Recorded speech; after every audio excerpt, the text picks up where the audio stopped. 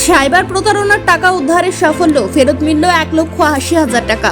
Cyber প্রতারণার শিকার এক ব্যক্তির অ্যাকাউন্টে ফেরানো হলো 1,80,000 টাকা। দ্রুত পদক্ষেপ ও তৎপরতার জেরে প্রতারণার মাধ্যমে হাতিয়ে নেওয়া টাকার একটি বড় অংশ উদ্ধার করতে সক্ষম হয়েছে বাঁকুড়া সাইবার থানা ও গঙ্গাচল ঘাটি থানা। জানা গিয়েছে, গত 5ই এপ্রিল 2026 তারিখের মাধ্যমে একটি সাইবারের অভিযোগ দায়ের করেন স্থানীয় দুর্লভপুরের বাসিন্দা সৌমেন চট্টরাজ। অভিযোগে তিনি জানান, সাইবার প্রতারণার মাধ্যমে তার কাছ থেকে মোট 2,64,327 টাকা 55 পয়সা হাতিয়ে নেওয়া হয়েছে। অভিযোগ পাওয়ার পরই প্রয়োজনীয় পদক্ষেপ গ্রহণ করেন বাঁকুড়া সাইবার থানা ও গঙ্গাচল ঘাটি থানা। প্রতারণার সঙ্গে যুক্ত অর্থে সংশ্লিষ্ট সুবিধাভোগীদের সঙ্গে যোগাযোগ করা হয়। দ্রুত হস্তক্ষেপ এবং ধারাবাহিক প্রচেষ্টার ফলে 1,80,000 টাকা সফলভাবে উদ্ধার করা সম্ভব হয়।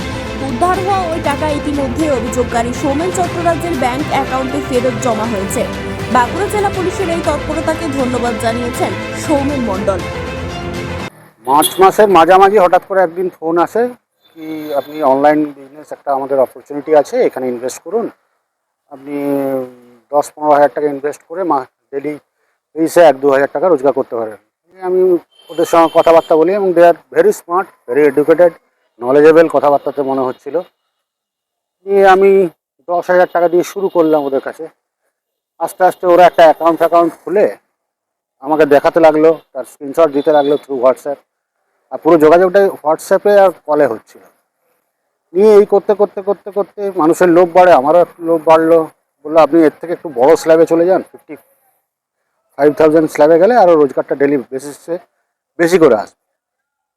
এইসব করতে করতে করতে করতে যখন দেখলাম প্রায় 1,00,000 টাকার মতো ইনভেস্ট হয়ে গেছে, ওদের কথাতে এমনভাবে আমাদেরকে কনভিন্স করাচ্ছিল যে আপনি ওতে পড়তে বাধ্য। এনিওয়ে, সেটা আমারও একটা ভুল ছিল হয়তো। এখন ওই টাকাটাকে রিলিজ করার জন্য বললো কনভার্সন ফিস দিতে হবে, তারপর জিএসটি ফিস দিতে হবে, তারপর এই ফিস দিতে হবে, ওই ফিস দিতে হবে।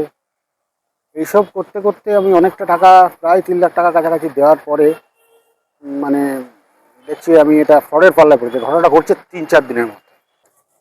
আমি প্রচণ্ড ধন্যবাদ জানাবো এবং পুলিশ প্রশাসন যথেষ্ট অ্যাক্টিভ। যারা এই ধরনের ফ্রডে পড়ছেন তারা যেন লোকাল পুলিশ থানার সাথে যোগাযোগ করে তারপরে টাকা ট্রান্সফার করেন, এটা বলবো। আর সবথেকে বড় কথা, ডিপার্টমেন্টকে হৃদয় থেকে ধন্যবাদ জানাতে চাই। আমি তো আশাই ছেড়ে দিয়েছিলাম যে রিফান্ড হবে। 1,80,000 টাকার মতো রিফান্ড হয়েছে। আমার টোটাল 3,00,000-এর মতো দিয়েছিল বিভিন্ন পার্টে। বলবো দেখে শুনে করুন। এখন তো সব কিছু অনলাইন, ব্যাংকেও অনেক কিছু অনলাইন। সবটাই যে ফ্রড সেটা বলবো না, কিন্তু আপনাকে ভেরিফাই করে নিতে হবে যখন আপনি ফিনান্সিয়াল ট্রানজ্যাকশন করছেন। নাম সৌমেন চট্টরাজ, দুর্লভপুর।